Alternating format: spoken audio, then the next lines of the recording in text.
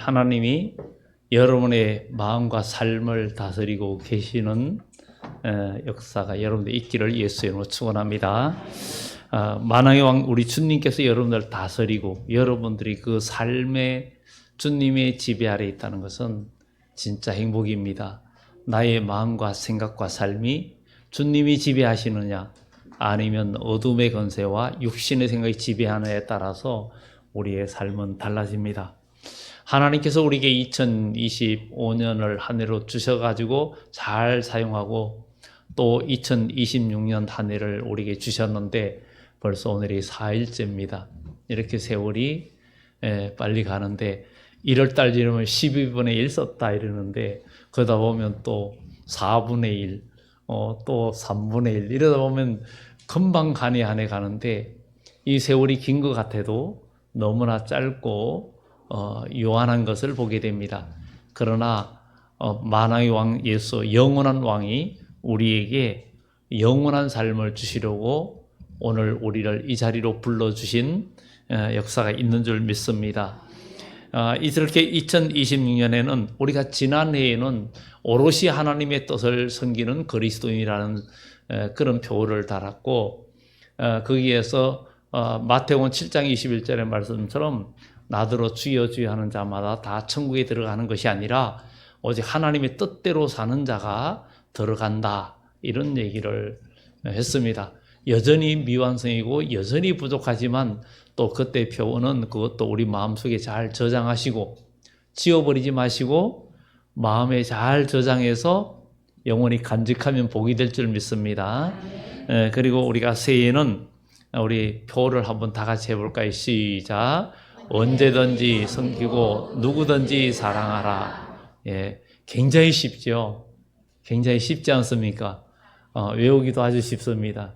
이제 실천하기도 쉬워지는 역사가 있기를 예수 이름으로 축원합니다. 바로 그겁니다.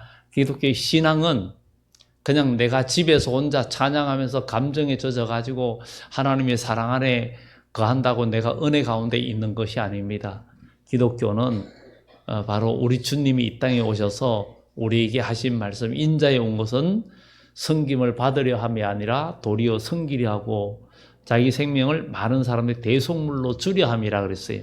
그래서 진짜 신앙은 바로 섬기고 사랑하는 것이 필요하다는 것을 성경은 우리들에게 말해주고 있습니다. 농부가 씨를 봄에 부지런히 뿌립니다. 이제 봄이 되면 농부들이 땅을 갈아엎고 땅이 부드러워지면 지금은 딱딱해서 땅이 아주 돌덩이 같습니다. 특히 수분이 머금고 있는 땅은 그야말로 돌덩이 같아요. 그런데 봄이 되면 그것이 다 녹고 그러다가 봄비까지 오면 땅이 부들부들해지고 그러면 거기서 꽃도 피고 뭐 그냥 모든 싹이 만물이 소성하죠. 근데 농부들은 봄이 되면 만반의 준비를 해서 씨를 부지런히 뿌립니다. 그런데 봄에 뿌린 것만큼 가을에 거두게 되어 있습니다. 적게 뿌린 자는 적게 거두고 많이 뿌린 자는 많이 거두게 되어 있습니다. 그처럼 정말 신앙생활과 삶 또한 심는 대로 거둔다는 거예요.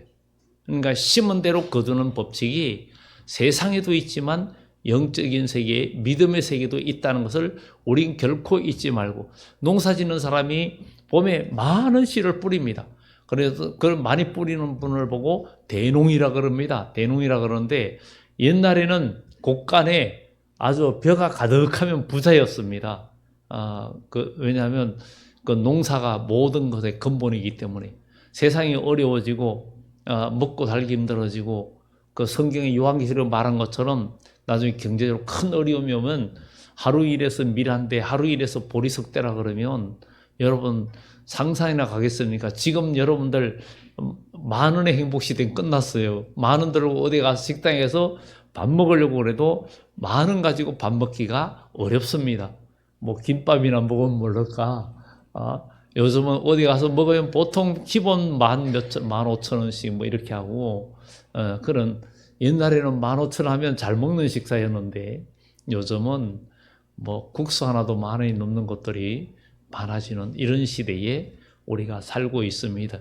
월급이 그만큼 오르는 것도 아닌데 물가는 점점 오르게 돼 있고 앞으로 어려움이 올 수도 있습니다.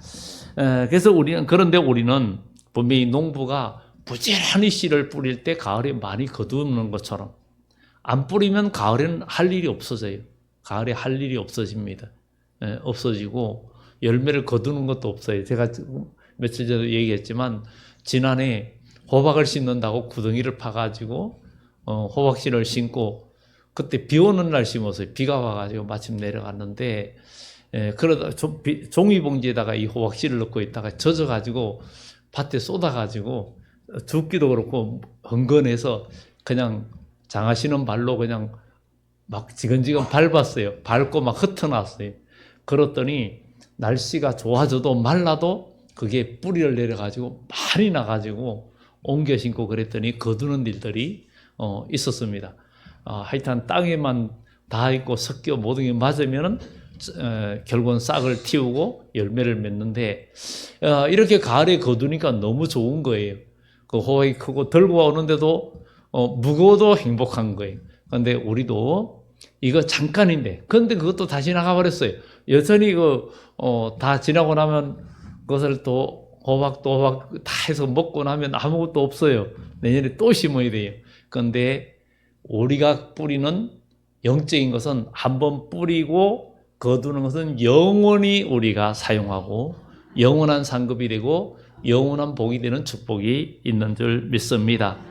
그래서 우리는 이렇게 오늘 본문의 바울은 무엇을 심어야 할지 그리고 어떤 태도로 심어야 할지 명확히 우리에게 가르쳐 주고 있습니다. 우리는 내가 바쁘다. 그리고 또 저 사람은 도와줄 사람이 아니야. 나도 여유가 없는데 이런 생각을 많이 합니다.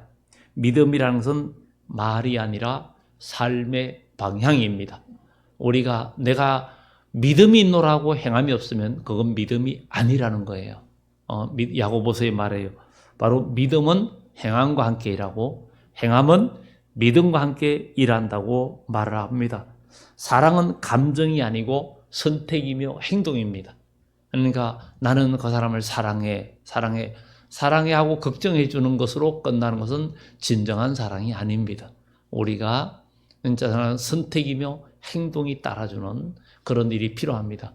우리 교회에서도 이웃을 섬긴다고 지금 85가정을 동네에 이름도 사람도 잘 모르는 안면도 없는 분들에게 85가정을 반찬으로 섬기고 또 성탄절에는 이불도 각 가정에 하나씩 여러분들이 후원해서 또 나누고 이런 것들이 다 사랑의 실천이고 그럴 때 사람들은 마음에 감동을 받습니다. 그래서 사랑은 말이 아니라 선택이며 행동이라는 것을 성경은 우리들에게 말해주고 있습니다. 그러면 이것이 손해인가? 아니라는 거예요. 하나님 나라의 영혼을 위해서 심는다라는 거예요. 농부가 씨를 뿌릴 때 그 씨는 결국은 아낌없이 뿌립니다. 씨를 뿌릴 때는 아낌없이 골고루 뿌립니다. 그리고 가을에는 풍성히 거둡니다. 그것이 바로 이 농부들이 하는 일입니다. 그리고 오늘 여기에 본문에도 나오지만 그 시기는 언제든지라는 거예요. 오늘 바울은 우리가 어떤 태도로 심어야 할지, 무엇을 심어야 할지, 그리고 어떤 태도로 심어야 할지 가르쳐 주는데 시기는 언제든지와 대상은 누구든지입니다. 그러니까 시기는 이 세상에 씨를 뿌리는 것은 때가 있어요. 봄에 뿌려야 돼요. 지금 가서 뿌리면 새들이 와서 주워 먹어요. 우리 주님께서 너희의 때는 항상 준비되어 있느니라 그랬던 것처럼 바로 복음의 씨를 뿌리는 것은 언제든지입니다. 언제든지. 그리고 대상은 가리는 게 아니고 누구든지입니다. 누구든지 구애받지 않고 그렇게 하는 성숙한 그리스도인의 삶이 우리에게 필요하다는 것입니다. 그러면 우리는 이제 이 세상에 또 여러분들이 열심히 공부하고 열심히 노력하고 준비해서 우리가 준비하여 한 가지를 뭔가 한 우물을 파는 사람들이 대부분 삶이 안정이 돼요. 한 우물을 파는 사람이 우물을 여기저기 팔면 하면 안 된다는 거예요. 그러면서도 또 그래도 그것이 만족하진 않다 그래요. 만족하지 않고 후회한다는 거예요. 후회한다는 거예요. 그야말로 어떤 세 사람이 길을 가는데, 사막 같은 아주 황무지를 가는데 어느 강을 건너는데 밤인데 갑자기 소리가 들려오기를 너희 바닥에 돌을 하나씩만 주워 가라. 그래. 보니까 바닥에 뭐가 반짝거리는 돌들이 너무 깔려 있어가지고 전부 다 하나만 집어가라 해서 하나를 짚고 가는데, 너희가 그것을 가지고 가지만 웃을 것이지만 또 슬플 것이다 그러더라는 거예요. 그래, 이게 무슨 말이지 하고 멀리 이제 가가지고 밝은 곳에 와서 보니까 자기들이 주운 것들이 전부 다 귀한 보석들이더래요. 그 순간에 기뻤는데 그 순간에 또 슬퍼진다는 거예요. 와, 그게 강바닥에 이 돌들이 지천에 깔려 있었는데 많이 주워올 건데 왜 하나만 주워왔지? 그랬다는 거예요. 그래가지고 우리 거리로 가야 되는 거 아니야? 그런데 바람이 불더니 그 사막의 모래가 휘날리면서 길을 다 지워버렸다는 거예요.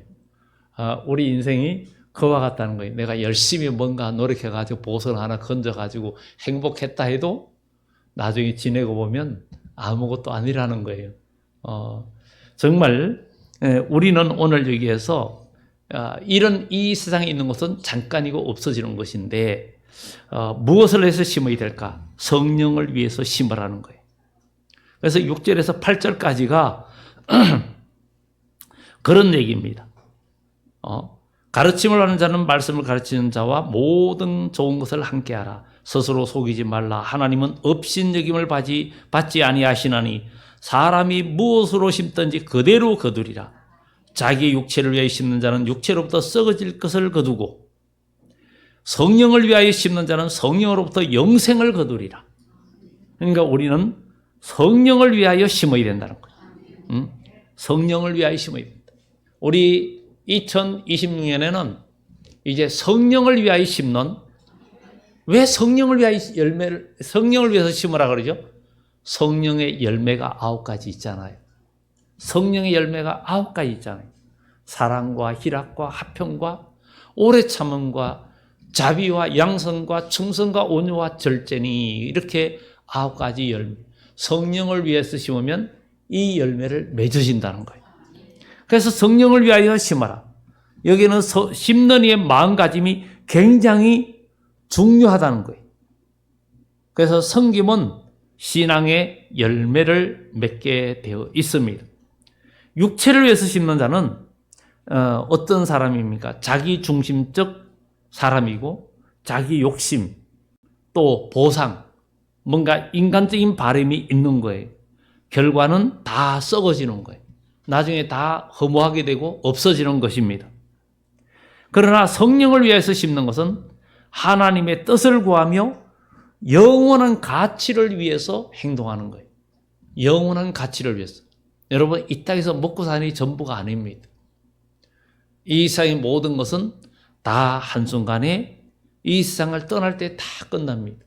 우리는 12월 마지막 날부터 새해 1월 1일 또 장례도 치렀죠.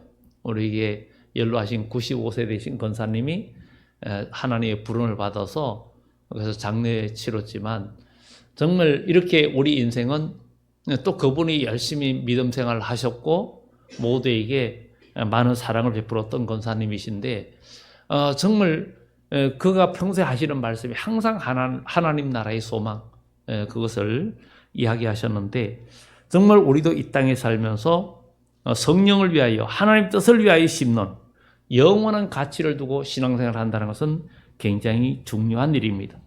우리의 삶에 이 말씀들이 삶에 적용이 되어져야 돼요. 적용이 되어져야 되는데, 섬김과 사랑은 내 의지로 되는 것이 아닙니다. 내 의지로 안 됩니다. 내 안에 계신 성령께서 인도하심을 따라 영원을 위해서 심는 그런 생활이, 그런 행위가 돼야 돼요. 성령의 감동으로 일할 때는 우리가 지치지 않습니다. 그리고 그 일을 감당할 수 있습니다. 정말 우리가 섬기고 나누는 작은 행위가 하늘의 상급으로 쌓인다는 것을 우리는 기억을 해야 됩니다. 작은 자에게 냉수한 그릇 대접한 것도 하나님은 잊지 않으신다 그랬는데, 그렇다면 우리가 실망할 필요가 없는 거예요. 왜냐하면 여러분들의 수고가 하나님 나라의 생명책에 다 기록되기 때문입니다. 사람은 은혜를 베풀어도 잊어버릴 수 있어요. 그리고 잊어버리기도 합니다. 배은망덕하기도 합니다. 이게 우리 인간의 모습입니다. 그렇지만 우리 하나님은 다 기억하십니다. 정말 우리는 심은 대로 거두는데 미워하면 미움을 거둡니다. 정말 성경에는 남을 속이는 자는 너도 속임을 당할 것이고, 남을 학대하는 너는 학대를 거치면 네가 학대를 당할 것이고, 이런 얘기를 합니다. 무관심은 관계를 메마르게 한다 그러죠. 무관심은 관계를 메마르게 해요. 우리의 관계가 서로 메말라 있다면 관계를 복원하는 역사가 있기를 예수 이름으로 축원합니다. 사랑은 생명을 낳는다는 것을 우리는 기억하고, 사랑은 생명을 낳아요. 정말 이 세상에 식물든 동물이든 모두가 사랑은 생명을 낳게 돼 있어요. 남녀가 사랑해도 생명을 낳게 되고, 모든 만물도 사랑하면 생명을 낳게 돼 있어요. 바로 하나님의 사랑은 우리에게 생명이에요. 생명을 주셨고, 또 하나님의 사랑은 영생으로 이어지는 것을 우리는 보게 됩니다. 그래서 우리는 메마른 무관심으로 관계가 메말랐다면 우리가 다시 관계가 싹트는 축복이 있기를 예수 이름으로 축원합니다. 그리고 성령을 위하여 심으라 그랬는데, 그리고 낙심하지 말고 우리가 언제든지 섬겨야 된다. 낙심하지 말고 언제든지 섬겨야 된다고 말을 합니다. 섬김과 사랑의 길에서 가장 큰 장애물이 뭡니까? 섬기가 사랑에서 가장 큰 장애물이 뭐예요? 피로감이에요. 그리고 무력감이에요. 섬기고 열심히 수고하다가 뭔가 아무 결과가 없는 것 같으면 이제 좀 지쳤다, 피곤하다, 이런 무력감을 느낄 수가 있습니다. 정말 부모는 어린 자녀를 키우면서 그 사랑하니까 힘들다 하면서도 그 사랑이 계속 용기를 붙돋아줘요.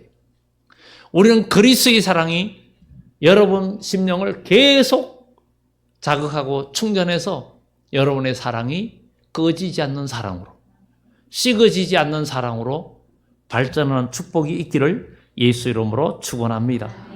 우리가 주일을 하다가 피로감에 무너지면 안 됩니다. 주일을 하다가 이제는 너무 힘들다고 무력감에 빠져서 무기력해져서는 안 됩니다. 이사야서 1장에 여호와를 앙망하는 자는 그랬어요. 소년이라도 장진해도 쓰러지고 자빠지지만 여호와를 앙망하는 자는 새 힘을 얻을 것이다. 우리는 새 힘을 얻어야 됩니다. 하나님이 주시는 새 힘을 얻어야 됩니다. 하나님이 새 힘을 주시면 독수리의 날개침에 올라간 것 같을 것이고, 걸어가도 피곤하지 않고 우리는 새 힘을 얻고 승리하는 역사가 있다는 거예요. 우리는 반드시 새 힘을 얻는 역사가 있어야 될 줄 믿습니다. 독수리처럼 올라가는 그런 힘을 얻어야 됩니다. 정말 사람들이 그런 생각합니다. 내가 이렇게까지 해야 되나? 내가 이렇게까지 수고해야 되나? 내가 이렇게까지 봉사해야 되나? 나만 계속 해야 되나? 하면서 우리가 힘들어할 때도 있고 주저앉을 때도 있습니다. 그런 마음이 들 때 바울은 이렇게 말해요. 내가 이렇게까지 해야 되나? 내가 이렇게 수고해야 되나? 무력감과 피로감, 또 지치고 있을 때 바울은 이렇게 말합니다. 바로 그것이 오늘 9절의 말입니다.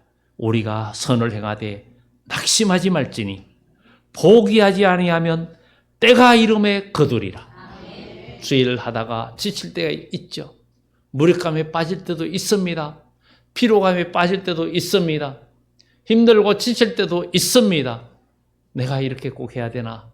그런데 바울은 말합니다.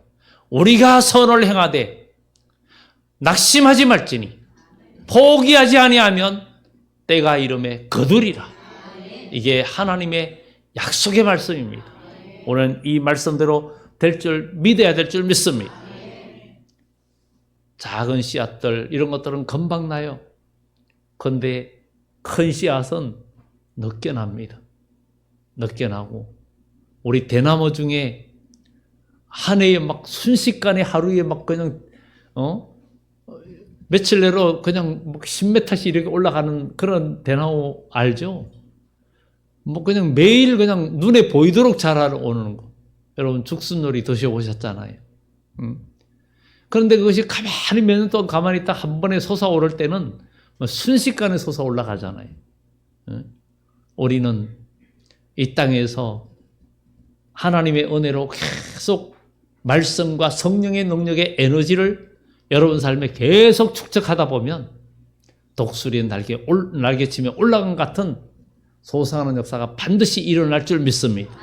하나님은 우리의 삶을 보고 계십니다. 그래서 우리는 정말 우리가 낙심하지 말지니, 포기하지 아니하면 때가 이름에 그랬어요. 때가 이름, 때가 이름에 이 때는 하나님의 때예요. 카이로스의 때입니다. 그러니까 내가 생각하는 때가 아닙니다. 하나님의 시간대를 이야기하고 있습니다. 거둠의 시기는 우리의 시간표가 아니고 이 거둠의 시간은 하나님의 시간표입니다. 그러니까 하나님의 시간표는 우리가 알 수가 없어요. 그래서 성경에 때와 시기는 너희 알 바 아니요 그렇게 말하죠. 때와 시기는 너희 알 바 아니라 그랬어요. 그러니까 우리는 주일할 때 어느 때에 될까? 어느 때에 될까? 이것을 요구하거나 바라지 말라는 거예요. 내가 생각지 않은 때에 하나님의 시간표에 하나님이 여러분들을 간섭해 주시고 여러분들의 역사하십니다. 하나님의 시간표. 하나님의 시간표를 왜 우리는 자꾸 내 시간표에 하나님의 뜻을 맞추려고 하면 안 되죠. 내 시간표는 나 하나에 국한되지만 하나님의 시간표는 온 우주를 계획하고 계시는 거예요. 그런데 이 원대한 하나님의 시간표에 맞춰야지 어느 한 사람의 개인에 맞출 수가 없잖아요. 맞출 수가 없잖아요.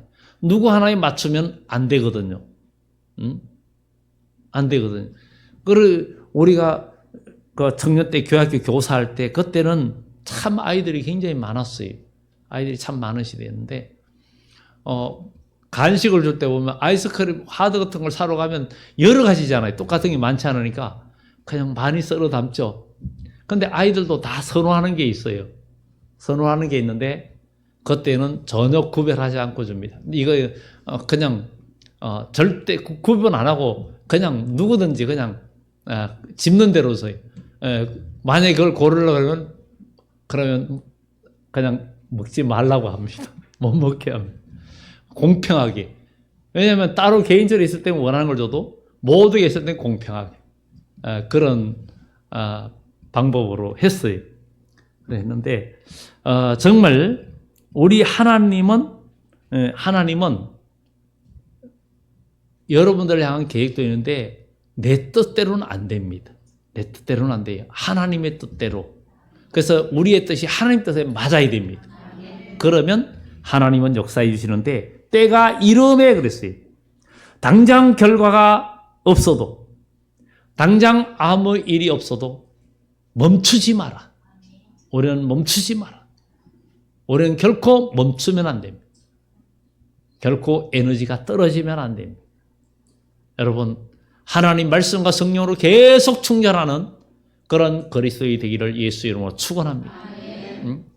이런 하나님의 사람이 되어야 되겠다.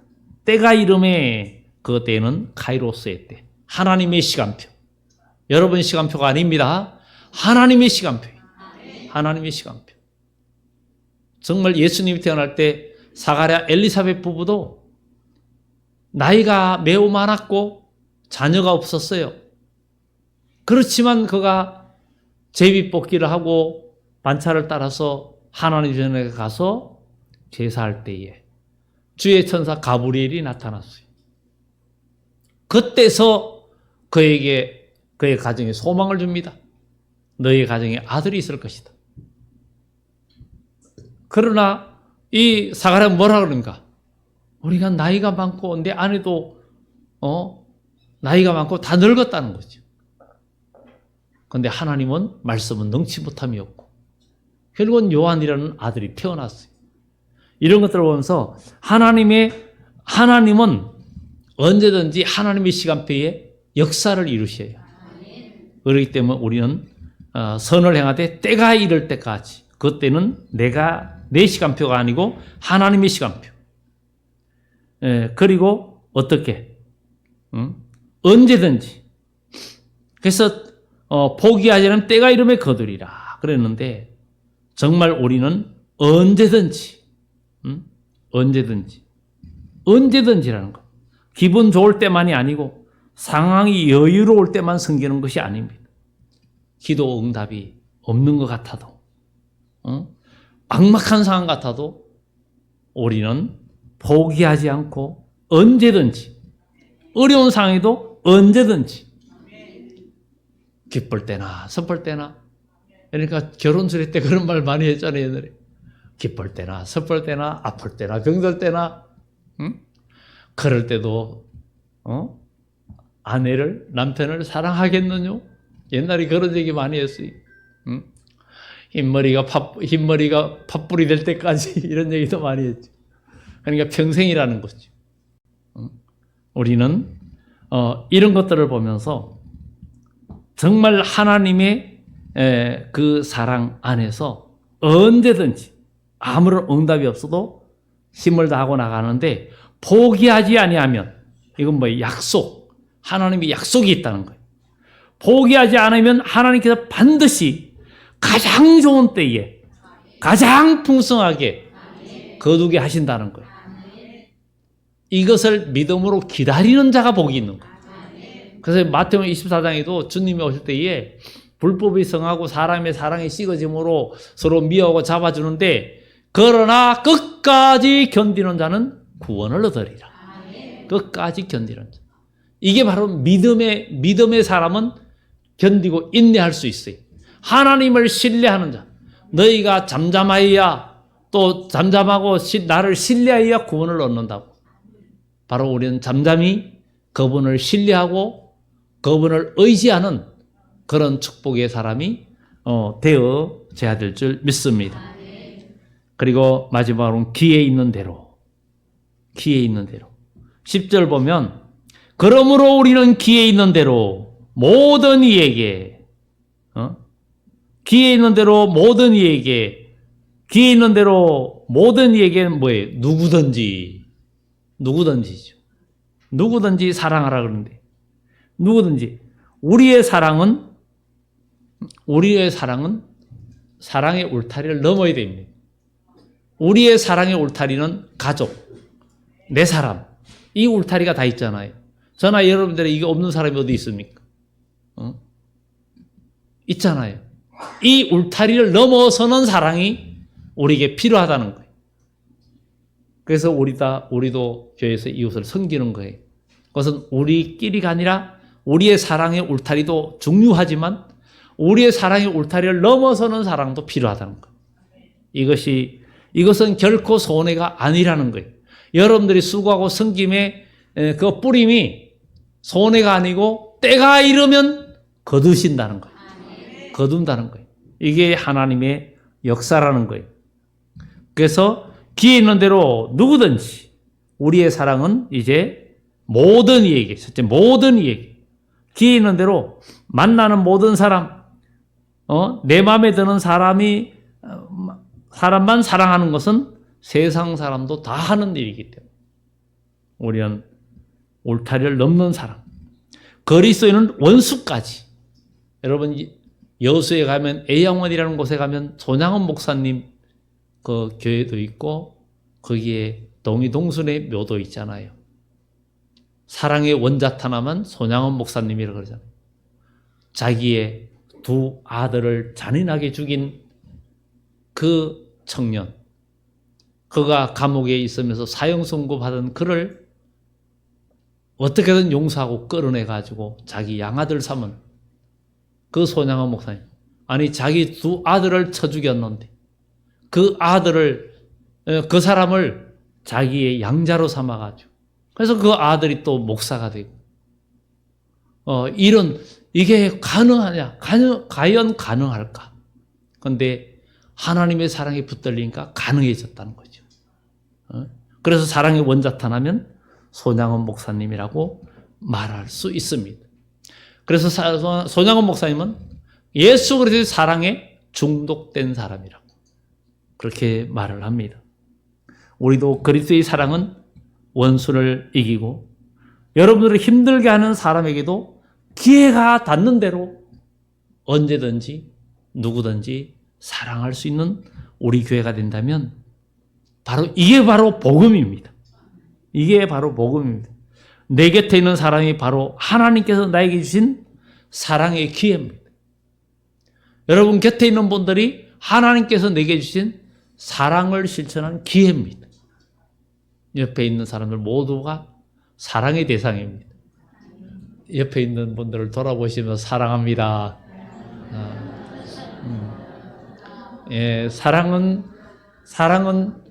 말로만이 아니고 선택과 뭐라 그랬죠? 행동이라 그랬습니다.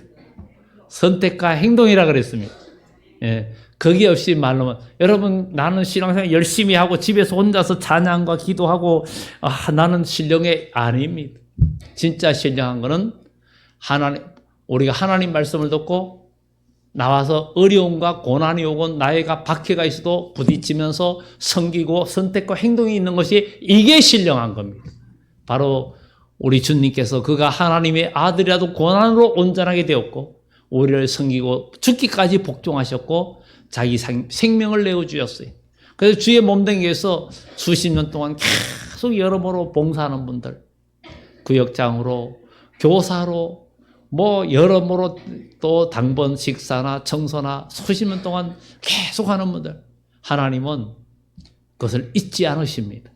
하나님께서 땅에서도 복을 주시고 하늘에서도 복을 주시는 그 축복이 있기를 예수 이름으로 축원합니다.